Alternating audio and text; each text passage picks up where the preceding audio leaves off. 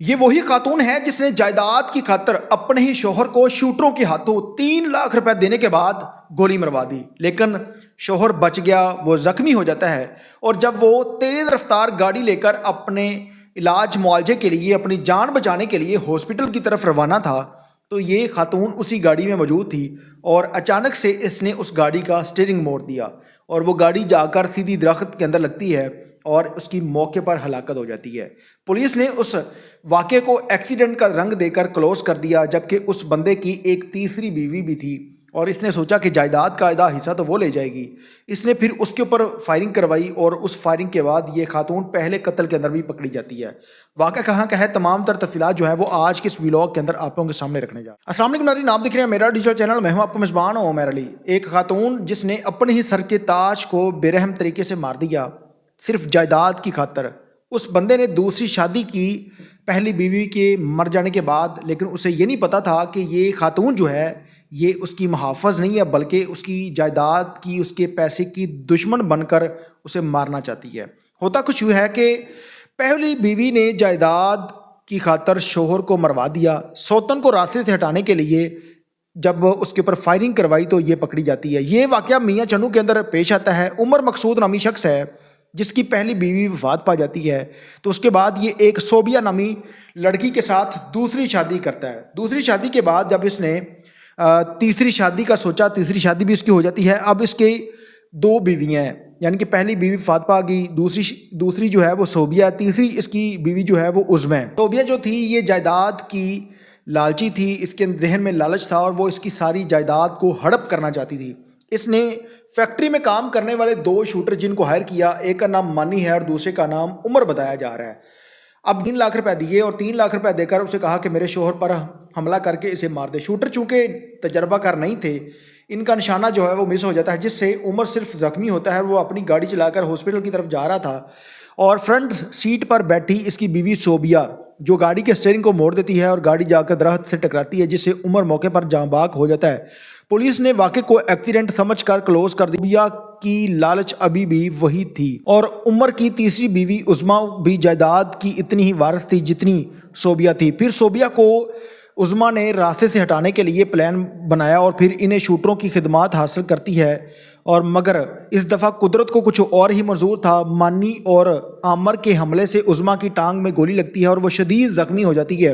واقعے کی تحقیقات سے پولیس اصل حقائق تک پہنچتی ہے، مانی اور عامر کو گرفتار کر لیا جاتا ہے اور سب کچھ سچ پولیس کو وہ بتا دیتے ہیں۔ مقدمہ جو ہے وہ CCD کے حوالے کر دیا گیا، دونوں کو فل فرائی، جبکہ صوبیہ کو حوالات کے اندر بند کر دیا گیا ہے۔ یہ وہ خاتون تھی جس نے اپنے شوہر کو جائیداد کی خاطر مار دیا۔ اب وہ شوہر سوچتا تھا کہ شاید میں اپنے گھر کے اندر محفوظ ہوں، وہ اپنی بیوی کو اپنی محافظ سمجھتا تھا، لیکن وہی پیسہ، وہی جائیداد اس کی سب سے بڑی دشمن بن جاتی ہے اور اس کی بیوی کے دل میں لالچ پیدا کر دیتی ہے۔ اب وہ بیوی جائیداد کو حاصل کرنا چاہتی تھی، لیکن اس نے کیا یہ کہ اپنے شوہر کو راستے سے ہٹانے کے لیے اس نے شوٹر ہائر کیے جنہیں 3 لاکھ روپے اس خاتون نے دیے تاکہ وہ اس کے شوہر کو مار دیں۔ لیکن جب انہوں نے گولی چلائی، شوہر کو گولی لگتی ہے، وہ زخمی ہو جاتا ہے، لیکن اس کی جان بچ جاتی ہے۔ جب وہ ہاسپٹل کے اندر تیز رفتار گاڑی لے کر جا رہا تھا تاکہ وہ اپنا علاج معالجہ کروائے اور وہ زندہ بچ سکے، تو یہ خاتون فرنٹ سیٹ پر بیٹھی تھی۔ اس نے اچانک اس کی گاڑی کا سٹیئرنگ موڑا اور وہ سیدھی جا کر درخت کے اندر گاڑی لگتی ہے اور اس بندے کی موقع پر ہلاکت ہو جاتی ہے۔ پولیس موقع پر پہنچتی ہے اور انہوں نے دیکھا کہ ایکسیڈنٹ ہے، ایکسیڈنٹ کے بعد بندے کی موت واقع ہو گئی ہے۔ پولیس نے مزید اس کے اوپر تحقیق کی نہیں ہے، نہ اس کا پوسٹ مارٹم کروایا اور اس کو کیس کو کلوز کر دیا۔ اب جیسے ہی وہ کیس کلوز ہوتا ہے تو یہ خاتون اور بہادر بن جاتی ہے اور اسے یہ لگا کہ کسی بھی انسان کو مارنا منٹوں کا کام ہے۔ اس نے سوچا کہ اب شوہر مر گیا ہے۔ کچھ وقت کے بعد اس نے پلان بنایا، کیونکہ اس بندے کی 3 شادیاں تھیں، پہلی بیوی فوت ہو جاتی ہے، دوسری 2 بیویاں جو ہے وہ زندہ تھیں۔ اس کی جائیداد کا اصل جو مالک ہیں، ورثہ ہیں، وہ دونوں بیویوں کو برابر کا حصہ جانا تھا۔ اس نے سوچا کہ اب جس طرح میں نے شوہر کو راستے سے ہٹایا تو اپنی سوتن کو بھی ہٹا دیتی ہوں۔ پھر یہ انہی شوٹروں کو دوبارہ سے ہائر کرتی ہے جب انہوں نے دوبارہ سے فائرنگ کی، لیکن اس دفعہ بھی فائرنگ جو ہے وہ اس طریقے سے ہوتی ہے کہ وہ جو عظمہ نامی خاتون ہے وہ زخمی ہوتی ہے جبکہ وہ مرتی نہیں ہے۔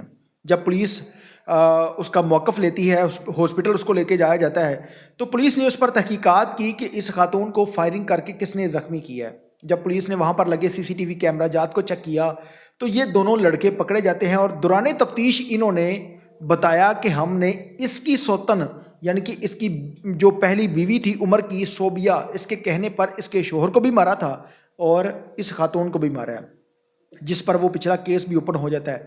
اس لیے وہ کہتے ہیں کہ قتل کبھی چھپتا نہیں ہے، آپ جتنا مرضی اس کو ٹیکنیکل طریقے سے کر لیں، جو مرضی کر لیں، آپ کبھی نہ کبھی جو ہے وہ پکڑے ضرور جائیں گے۔ اسی طرح سے یہ شخص دوبارہ سے جب اس خاتون کو مارتے ہیں تو اس میں پہلا قتل بھی ٹریس ہو جاتا ہے، اور پھر دونوں شوٹروں کو پولیس مقابلے میں فل فرائی کر دیا گیا ہے، جبکہ یہ خاتون پکڑی جا چکی ہے۔ کبھی بھی کوئی بھی شخص کسی بھی ایسی خاتون کے اوپر یقین نہ کرے، پہلی بات۔ دوسری بات یہ ہے کہ جب بھی کوئی اس طرح کی خاتون قدم اٹھاتی ہے تو وہ قدم اٹھانے کے بعد سوچتی ہے کہ میں نے غلط کر دیا ہے، اس نے پہلے کبھی نہیں سوچا کہ میں پکڑی جاؤں گی، اور اس کا یہ جو پلان تھا اس نے پکڑے ہی جانا تھا، یہ کسی طریقے سے بھی بچ نہیں سکتی تھی، لیکن اسے یہ نہیں پتا تھا کہ پکڑے جانے کے بعد میری زندگی بھی خراب ہو جائے گی۔ اب اس پر دیکھتے ہیں کہ پولیس اس خاتون کو سزا جزا کیا دیتی ہے، جبکہ اس خاتون کو بھی ایسی ہی سزا ملنی چاہیے جیسی ان شوٹروں کو ملی ہے، جس نے سپاری دی تھی اس کو بھی پولیس مقابلے میں مارنا چاہیے۔ تمام تر لوگوں سے گزارش ہے کہ اس خاتون کے بارے میں اپنی قیمتی رائے کا اظہار کمنٹ سیکشن کے اندر لازمی کیجیے گا۔ اللہ نگہبان۔